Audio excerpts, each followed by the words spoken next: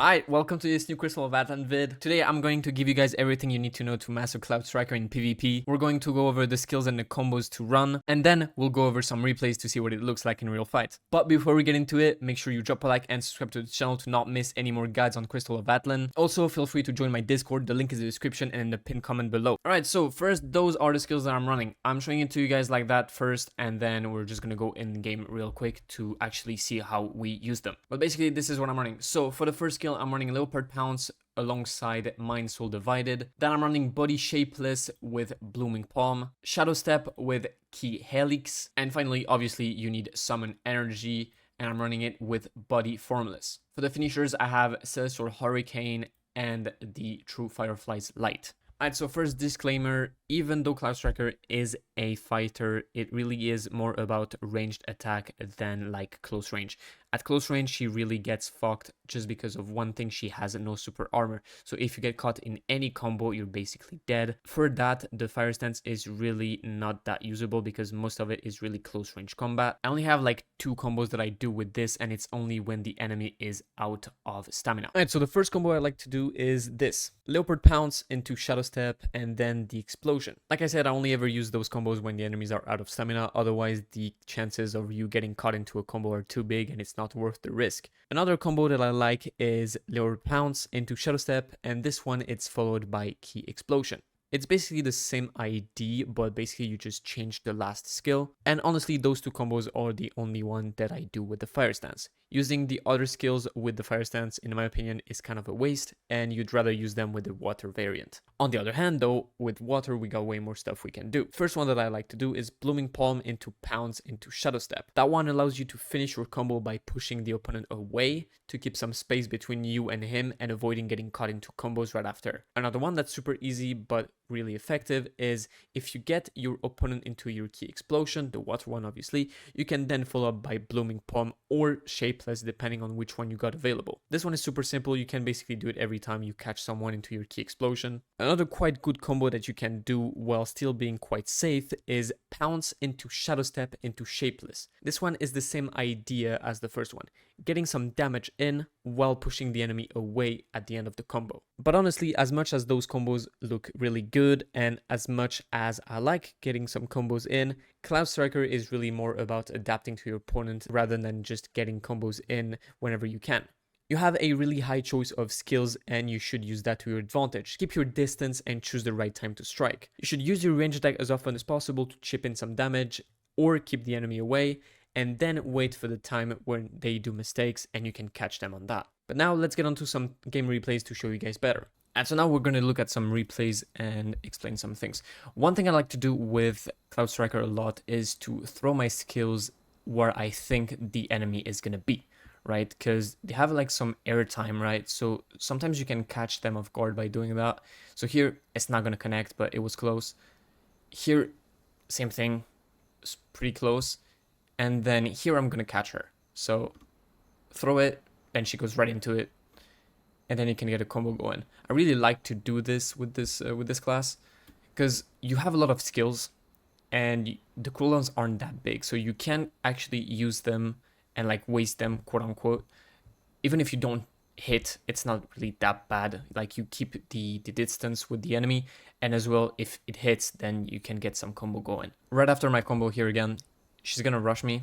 I have like no mana, almost no mana, and I see she's gonna rush me, so just little attack, get the damage in, huge damage, and I see this skill does so much damage. Second thing I want to showcase is the usage of the dashes as an offensive weapon, right? So I use the Leopard Pounce as a defensive one quite a lot to get out of like sticky situation, but you can also use it to get into a combo. Here, as you can see, low stamina, I'm full stamina, so I'm gonna rush in and then get some combo going. Boom, boom, boom. Then I miss my last skill as well. Same thing with the preemptive, quote-unquote, skills. Here, I see she's going to rush me. I have my Q ready. So here, I just go up. So I dodge her shit. And then I get some damage in again. And then I can finish up the whole fight. Right, so here's another situation. I see that my opponent is really, like, aggressive. As you can see, I kind of see that he's going to attack me. So I just throw my skill before he even does anything, and then he just ends up going into it, and then I can get a combo in. Just use my ult, and then I can get another combo in. with the skill here. Being the patient one in a fight, especially on this game right now with like the stamina goes away really fast, being the patient one usually allows you to get some combos in before your opponent, because usually if they get a bit too like active, also like if the time runs out and they're below your health, they're gonna have to push you, right?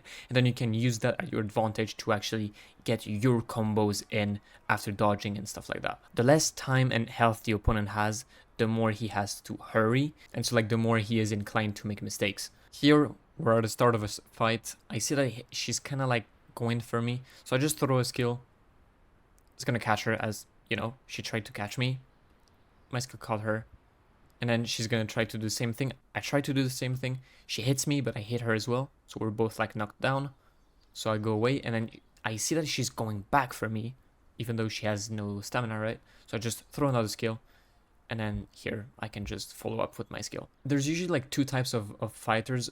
Those who try to see for the first minute what you're gonna do, then those who are like really confident with themselves and they try to rush you, and you can just punish them when they do that. Here, same thing. He's running into a corner, so I just throw my skill where I think he's gonna go. He doesn't go there, but now that I did that, I know that he's gonna try to attack me, right? And so I instantly jump and throw my other skill right here, and he goes right into it, because he was going to try to catch me when I go down, right? And then after that, I can just throw another skill, but I don't want to go and commit to it because I have low stamina and he's full stamina. So I just try to stay away, and yeah, so he doesn't catch me. Here, it's going to be the same thing. It's the same opponent. I throw a skill to catch him, but he goes out of it, and then I know he's going to try to rush me as I just used the skill, and I was into it, and then he tries to rush me, and then I can just follow up with another skill that catches him, and I can just follow up with more damage. And here, as you can see, 1 minute 30 left. He's low health, I have more health than him, so he has to push me, right? And so I can just play with my skills, and here I just catch him because he tried to push me. Okay, here I want to show another example of those who are really aggressive early on, and then you try to kind of get an advantage from that. Here, I see that he's going to try to go for me, so I just throw my skill. If it hits, it hits. If he just dodges it, he dodges it. So I just throw it. Also, it allows me to go backwards as well. So if he does like an attack to jump on me, it's actually going to make me dodge it. And here, as you can see, he dodges on me, gets some damage in, and then he tries to go for me again. And then I get shadow steps in. He actually is able to get an attack on me, but then he's out of energy and I can escape and throw another attack on him. Anyways, that's it for today. I hope you enjoyed the guide and also the little intro. I will try to make more videos like that. If you enjoyed it, please comment and drop a like. It really helps with the algorithm and get me going on the Crystal of Atlan journey. I appreciate you guys a lot. Make sure you subscribe also to the channel to not miss any more of those uploads. I'll see you guys in my next one. See ya.